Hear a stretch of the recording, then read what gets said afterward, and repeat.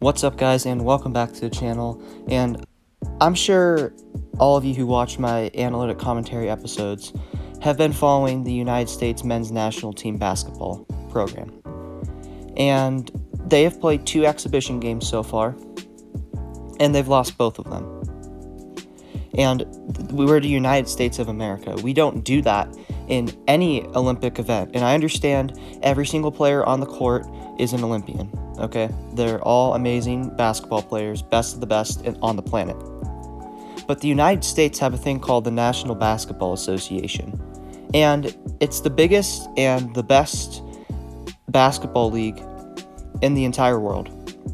When it comes to talent, when it comes to drama, and when it comes to unpredictability, the NBA is the best league on the entire planet when it comes to playing the game of basketball. And unlike the United States basketball teams of the 1990s, whenever we had all of our best players in the National Basketball Association go play for the U.S. men's national team, we still have a very star-studded roster, and we have easily the best players in the world on the court playing for us at all times.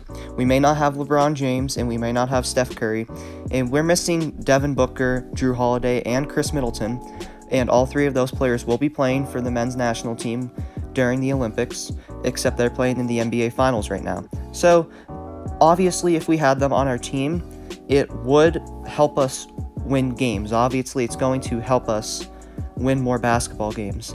But we should not be losing to a team like Nigeria. And I took you to this part of the game because this is really the juice of the game, like the meat, not the bones of the game, but it's like the meat between the bones of the game that really just demonstrates to you how this United States team is underperforming. And I have a few reasons as to why that might be happening. And the first reason is at least most of the players on this team, don't have a ton of chemistry. They may have played in the Olympics with each other 4 years ago, potentially, and that some of them may be on the same team, like Jrue Holiday and Khris Middleton, even though they're not playing for the men's national team right now because they're playing in the NBA Finals. But they don't have a lot of chemistry, except that, honestly, when it comes to being the United States of America, and the worst player on your court being Kevin Love, he's the worst player on our team, being Kevin Love, and he arguably is barely any worse than the best player on Nigeria, and Josh Okogie, I believe is how you pronounce his name. I could be wrong, but I'm sure you guys know who I'm talking about. Whenever our backups, our players coming off of the bench, are significantly better than our opponent, and we're losing basketball games, I don't care if it's an exhibition game, that's a problem. And our head coach is Greg Popovich. He was the head coach for the San Antonio Spurs for the past 22 NBA seasons. And he's one of the best coaches of all time. Except notice how whenever Tim Duncan left the Spurs, he hasn't done anything. And he's one of the greatest coaches of all time simply because of his resume. But I feel like Tim Duncan and LaMarcus Aldridge and Tony Parker kind of carried him. Not to an extensive amount, but I still believe that they carried him, and he'd still be one of the best coaches of all time, except he's higher on the list because of the talent that his team had. And you'll notice this as after Tim Duncan retired, it just all fell apart. He hasn't done anything notable. He hasn't done any notable moves or transactions, and he hasn't added to his resume of being a wise coach ever since Tim Duncan retired. So that's a sign to keep out for. And another reason why this USA basketball team should be winning exhibition games quite easily, especially against a team like Nigeria, and it's not their fault, but they have a lot less talent, significantly less talent than we have because we have the National Basketball Association, is that the three-point line is closer to the hoop during Olympic contests and exhibition games. So Damian Lillard and Kevin Durant should be hitting threes even more often than they already do. Okay?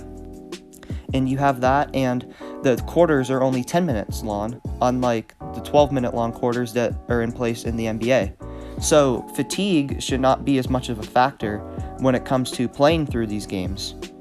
And they may not be used to it, but since they're used to a harder level of competition and more playing time and more fatigue, they should be more ready to compete than a team like Nigeria.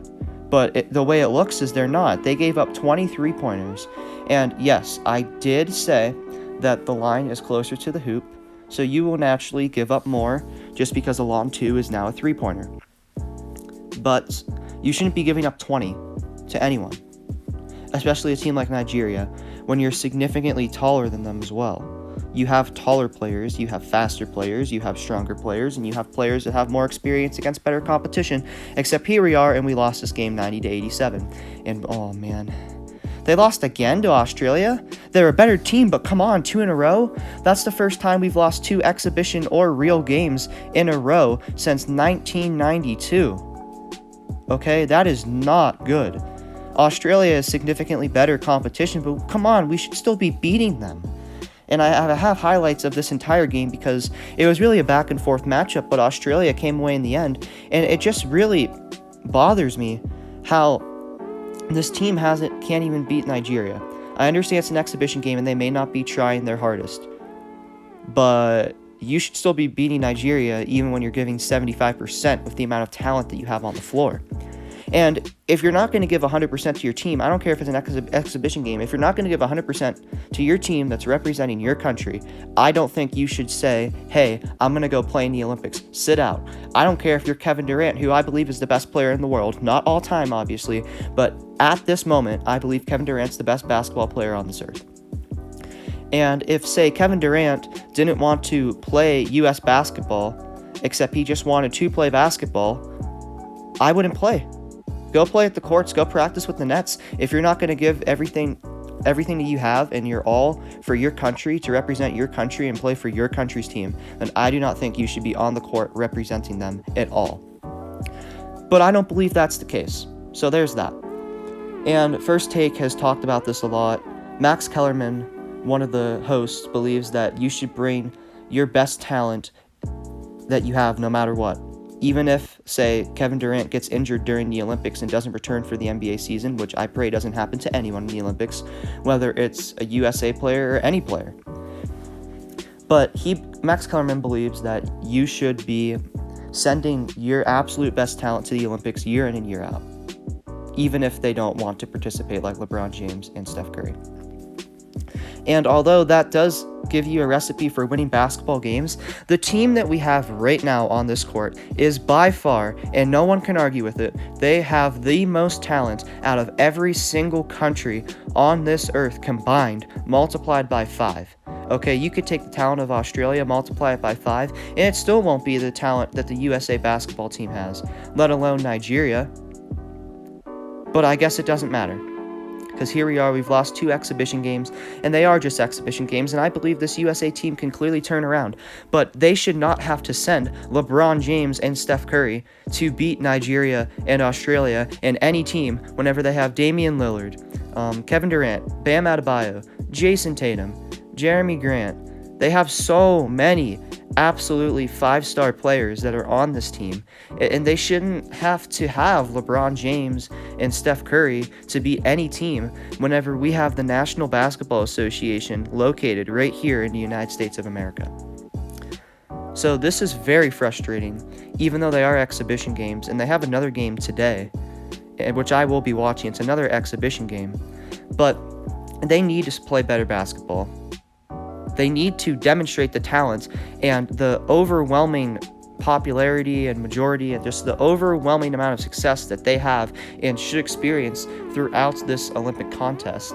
And they need to demonstrate that they are who they are and that they truly are by far the best basketball team in this Olympics, and they always will be. The United States of America will always be the best basketball team when it comes to talent in the Olympics for the rest of eternity because of the National Basketball Association. So the fact that we're losing games 2 in a row, one of them to Nigeria and the other one to Australia, who Australia is a better team, they're not bad by any means, but we should be beating them whenever Kevin Durant is used to going up against Giannis Antetokounmpo. Okay? And that's another player. We shouldn't have to send Giannis just to beat Nigeria and Australia. The team that we have now is by far better than any other team in this Olympics, and they should be able to easily take gold, except I don't know if it'll happen this year. And the reason being is because we're underperforming, and we got to build chemistry.